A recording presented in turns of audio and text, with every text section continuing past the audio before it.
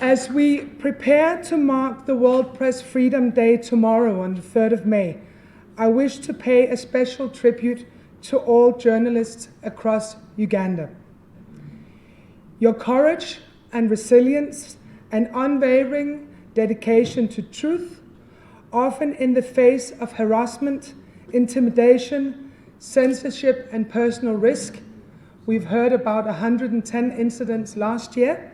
That is certainly personal risk. That makes you deserve our highest respect.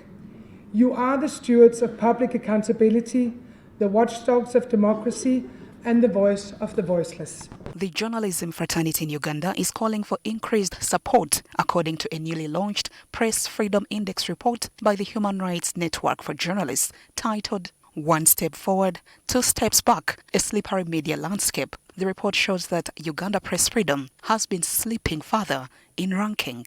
The report indicates that of the 110 cases of press freedom violation registered by the Human Rights Network for Journalists last year, 25 of these cases were for assaulting journalists, 11 with damaged equipment used by journalists in their work.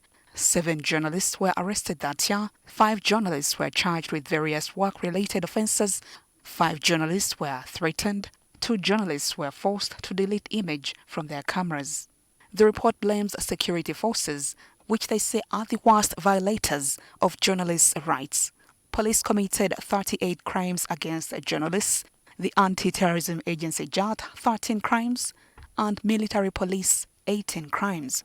However, some politicians, like Democratic Party leader and Constitutional Affairs Minister Norbert Mao, have since blamed journalists for the brutality meted on them. This is really what the media in Uganda is. And one day you'll start a war and you'll regret. You started a war in Kawempe and you paid a very heavy price. You encouraged it, you the media. Yes, you did. You are the ones who took the matchsticks there. You set fire in Kawempe. Then when the fire starts burning you, then you started crying. The Press Freedom Index report, which evaluates the work environment in which journalism thrives in Uganda this year, comes on the heels of a brutal attack against journalists in March, allegedly perpetrated by security personnel under JAT during the embattled Kawempe North by-election. According to the recent report, most victims are TV journalists, accounting for 50%, followed by radio at 27.2%, then print and online.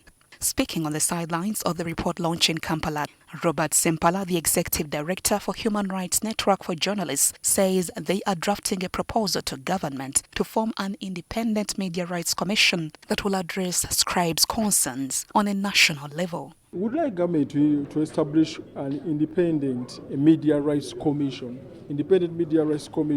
which is mandated to monitor violations against journalists and investigate all the complaints and violations occasioned by the state actors, because it's the only one that can take charge of its own. We cannot.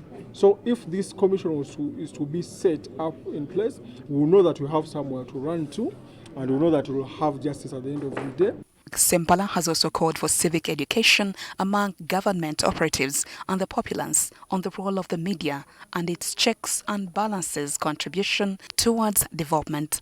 I have not registered cases in the report where the forces have taken action against the errant officers of those of the perpetrators, especially the forces like police, the UPDF, and now JAT. So in this regard, we are inviting government to put in place a redress mechanism.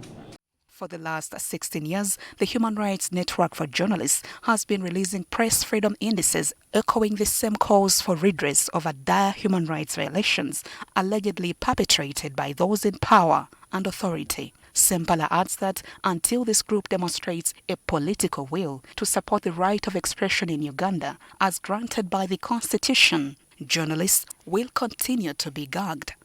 Juliet Nalwoga, NTV.